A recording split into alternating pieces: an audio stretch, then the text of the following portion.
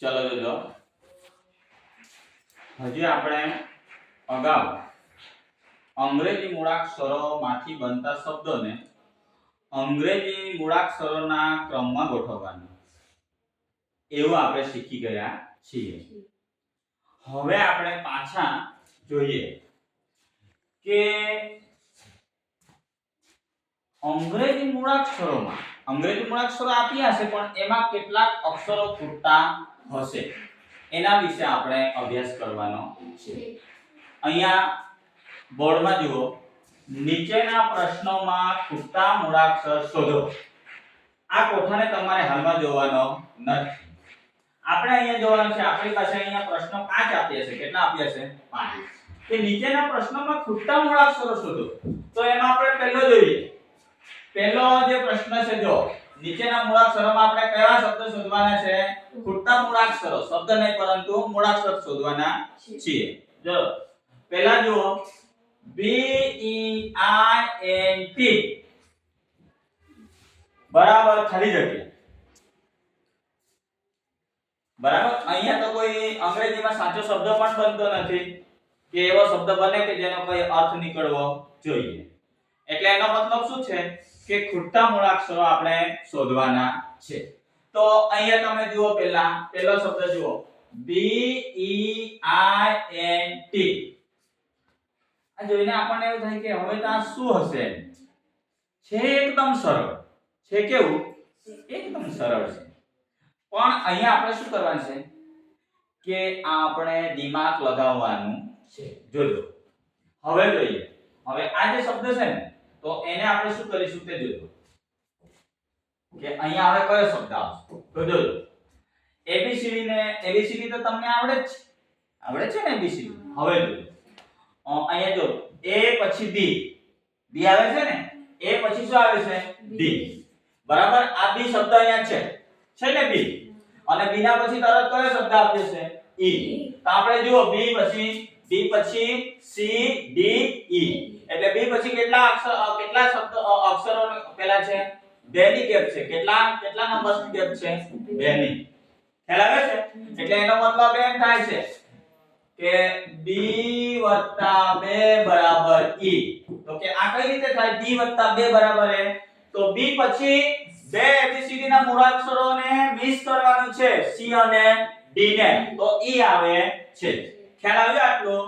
હવે જોજો, E પછી છે ને, હવે આપણે અહીંયા જુઓ, E પછી ડાયરેક્ટ કયો મૂળાક્ષર આપ્યો છે? I. તો આપણે જુઓ, E પછી F G H I. જોજો, 1 2 3. કેટલા? 3 મૂળાક્ષરોને મિસ કરીને પછી I આવે છે. એટલે અહીંયા આપણે શું કર્યું? I + 3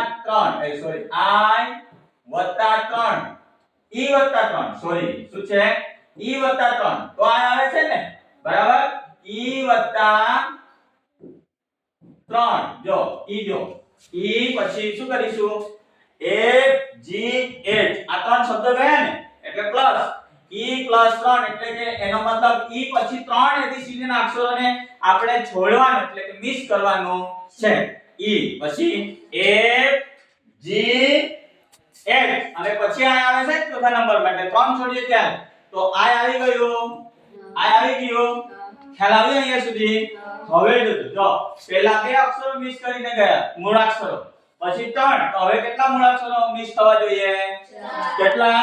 4. તમને ખ્યાલ આવી ગયો. જો I છે ને, I પછી 4 મૂળાક્ષરોને આપણે મિસ કરીશું. જોજો, J K L M.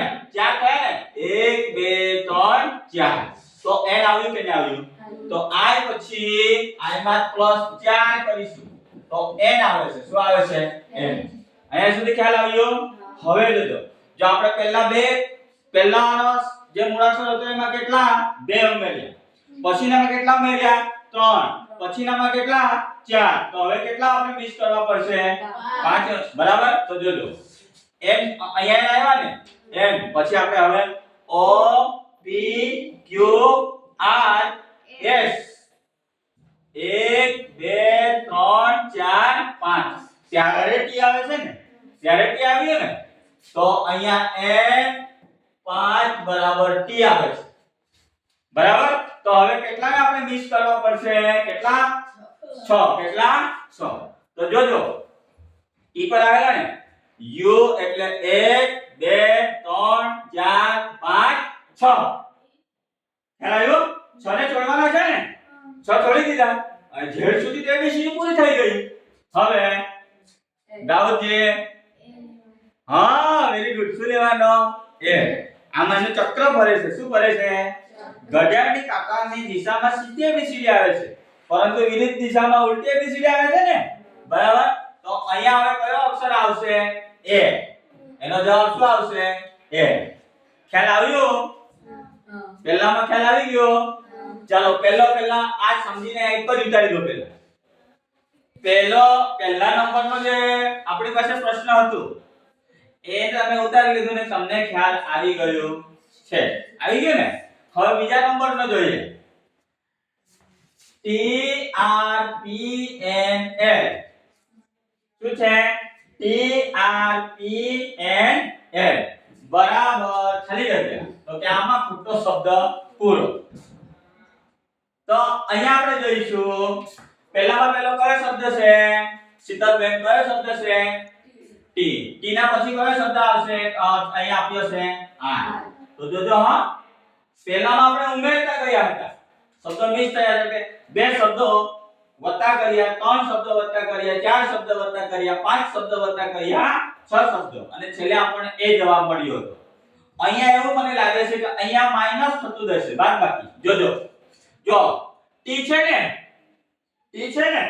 T ના આગળ બે જવાનું છે એટલે કે માઈનસ થઈ છે માઈનસ થાય છે ને તો r આવ્યો ટી માંથી બે માઈનસ કરીએ તો કેટલા આવ્યો r હવે r ના પછી શું છે p તો આપણે જોઈએ કે r થી કેટલા માઈનસ કરવાના બે માઈનસ તો p આવ્યું તો p પરથી બે માઈનસ પાછા કરો તો o અને n આવશે ને બે માઈનસ કરીશું તો બરાબર તો n આવ્યું ભાઈ પાછા બે માઈનસ કરીએ તો ખ્યાલ આવ્યો હવે પાછા જુઓ n પરથી કેટલા માઈનસ કરીશું બે કેટલા માઈનસ કરીશું બે તો શું આવશે n તો n પરથી કેટલા માઈનસ કરીશું બે કેટલા માઈનસ કરીશું બે તો શું જવાબ આવશે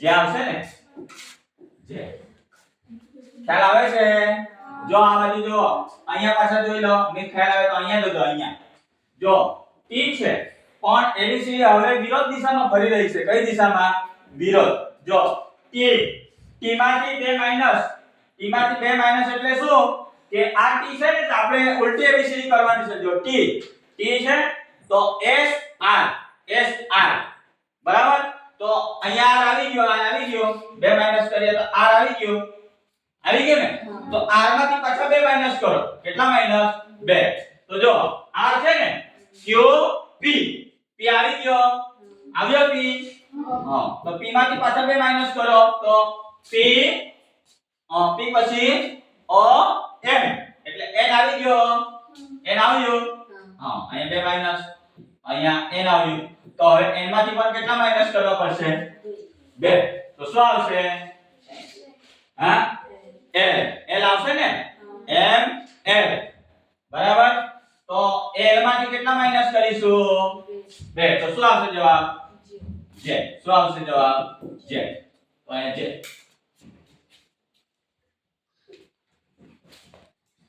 ખુશી સમજ પડે છે શાંતિબેન આરતીજી ખ્યાલ આવે ચાલો આટલો થઈ ગયો ઉતારી દો પહેલા પ્રશ્ન નંબર 2 બીજો પ્રશ્ન જુઓ જોજો a z c x f u બરાબર ખાલી જગ્યા મગજને શું બને છે દહીં શું બને આપણે દહીં બનાવવાની આપણે તો મગજની દહીંની જગ્યાએ મગજને મધ બનાવવાનું છે શું બનાવવાનું છે બરાબર કશું જ નહીં થોડુંક જ આપણે વિચારવાનું છે જોજો પ્રશ્ન નંબર 3 જુઓ a z c x તો f u છે ને બરાબર ખાલી જગ્યા તો અહીંયા એમ કહેવા માંગે છે તમને આ જોતા જ ખ્યાલ આવી જશે આ શબ્દ જે મૂળાક્ષરો આપ્યા છે ને એ જોતા જ ખ્યાલ આવી જશે. એક પહેલેથી મૂળાક્ષર જાય છે ને એક છેલ્લેથી મૂળાક્ષર આવે છે. જોજો A અને Z, જો આ 1 નંબર અને આ 26 નંબર. ખ્યાલ આવ્યો ને? ખ્યાલ આવે છે કે નથી આવતું? હા, ખ્યાલ આવ્યો? પછી જો 1 નંબર 26 નંબર, પહેલેથી પહેલો અને છેલ્લેથી પહેલો, પહેલેથી પહેલો અને છેલ્લેથી પહેલો, પહેલેથી છેલ્લો પણ અને છેલ્લેથી પહેલો પણ. પણ આપણે છેલ્લેથી પહેલો, પહેલેથી પહેલો, છેલ્લેથી પહેલો. બરાબર? આમ સામાન્ય ભાષામાં આપણે શું કહીએ? પહેલેથી પહેલો અને છેલ્લેથી છેલ્લો એમ નહીં. પણ આપણે શું કહે છે? પહેલેથી પહેલો અને છેલ્લેથી પહેલો. એટલે A અને Z, A અને Z કયા સ્થાન પર છે? પહેલેથી પહેલો અને છેલ્લેથી છેલ્લો. બરાબર? હવે જોજો છેલ્લેથી પહેલો. બરાબર? હા, ભૂલ થાય ને. તો હવે જોજો અહીંયા પાછળ B નથી આપ્યું, B ને મિસ કરી ગયું છે. પણ શું આપી દીધું છે? C. એટલે જો પહેલેથી કયા નંબરનો શબ્દ લીધો છે? બીજા નંબરનો લીધો નથી. પણ કયા નંબરનો લીધો છે? C, ત્રીજા નંબરનો. એટલે B ને મિસ કરી ગયું છે ને?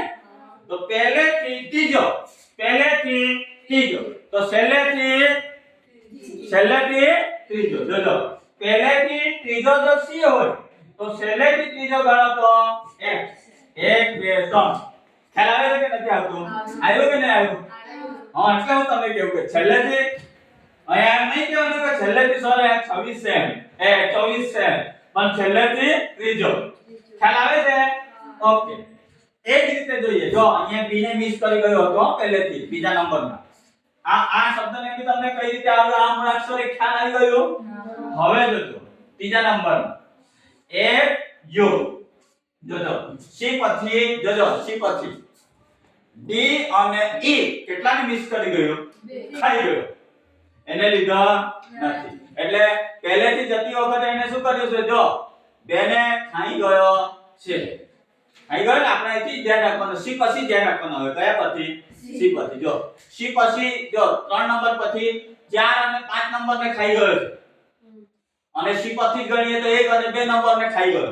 C પર જો A પરથી ગણીએ તો 4 અને 5 ને ખાઈ ગયો, પણ C પરથી જ ગણીએ તો 1 અને 2 ને ખાઈ ગયો છે. અને F આવી ગયો છે. F આવ્યો છે ને? આપણે C પરથી જ ગણ્યું. આપણે X પર આવ્યા હતા ને? અહીંયા આવ્યા હતા ને? આપણે જે રીતે C પરથી જ ગણ્યું, ક્યાંથી ગણ્યું? C પરથી. એટલે 1 અને 2 ખાઈને ત્યારે ત્રીજો લાવ્યો. તો X પરથી 1 અને 2 ખાઈશું. તો આપણો કયો આવશે છે? આવ્યો કે નહીં આવ્યો? આવ્યો કે નહીં આવ્યો? આવ્યો.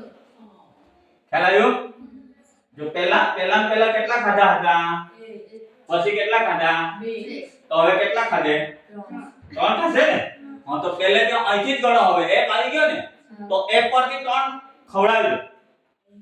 G H તો શું આવશે? I આવશે ને? I આવશે ને? I આવશે કે J આવશે? J આવશે ને? હા, 3 ખવડાવવાના છે ને? હા, તો આપણે શું? G H I તો શું આવશે? J. શું આવશે? J. તો હવે અહીંયા આપણે U પર આવ્યા હતા ને? તો U પરથી કેટલા ખવડાવવાના છે?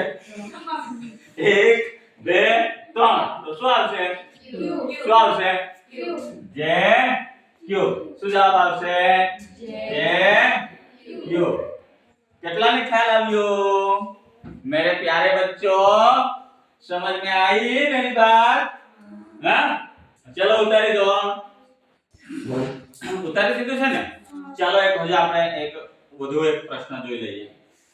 જોજો ABFG બરાબર ખાલી જગ્યા ABFG બરાબર ખાલી જગ્યા. તો અહીંયા પણ આપણે જોઈએ કે જો પહેલા બે મૂળાક્ષર જુઓ, ક્રમશઃ હશે A અને D. બરાબર? પછી જોજો B પછી શું આવે? C. પછી શું આવે? D. અને પછી શું આવે? F. E. અને પછી F. જોજો AB અહીંયા છે અને પછી FG આપી દીધું છે. જો પછી C ને મિસ, D ને મિસ, E ને મિસ. કેટલાને મિસ કરી ગયો? 3.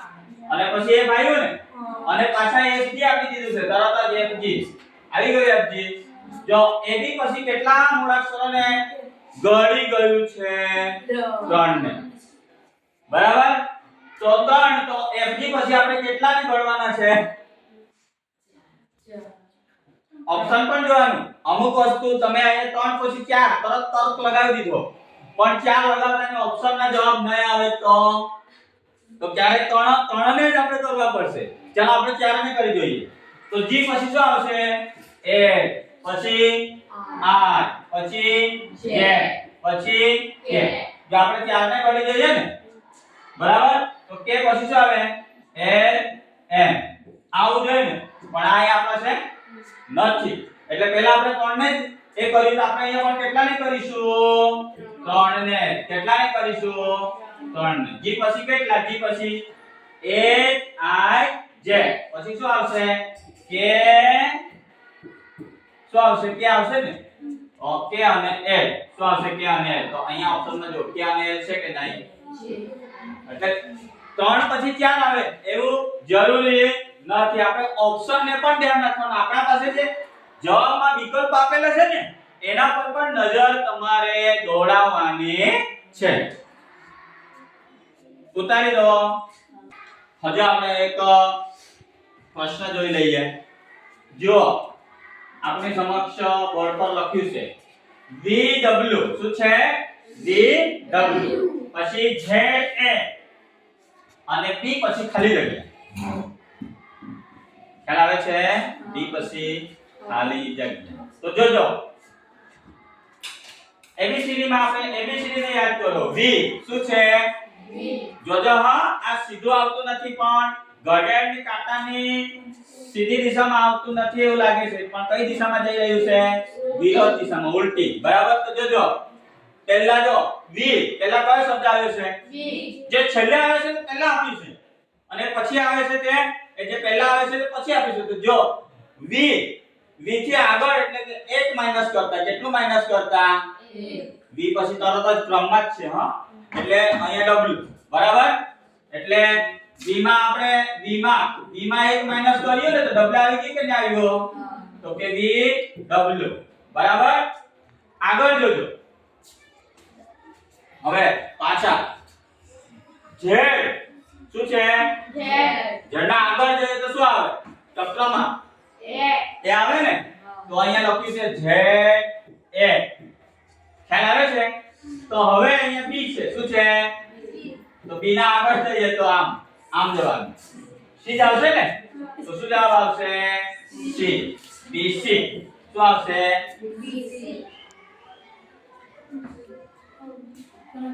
ઉતારી દો મૂળાક્ષરોમાં ખૂટતા મૂળાક્ષરો કઈ રીતે આપણે મૂકી શકીએ તેના વિશેની તમે સૌ બાળકોએ સમજ મેળવી લીધી છે ને કે બાકી છે કોઈને કોઈ સમસ્યા દાઉદજી તને કઈ સમસ્યા હોય તો બોલ બેટા આપણે સોલ્વ કરવા પ્રયત્ન કરીશું છે કોઈ સમસ્યા નથી ને સરસ તો એ ઘરે જઈને બરાબર હજુ તમે એવા કેટલાક વધુ ઉદાહરણોનો અભ્યાસ કરજો અને આજનો આપણો અહીંયા તાસ પૂર્ણ કરીએ છીએ બધા જ બાળકોને ધન્યવાદ થેન્ક યુ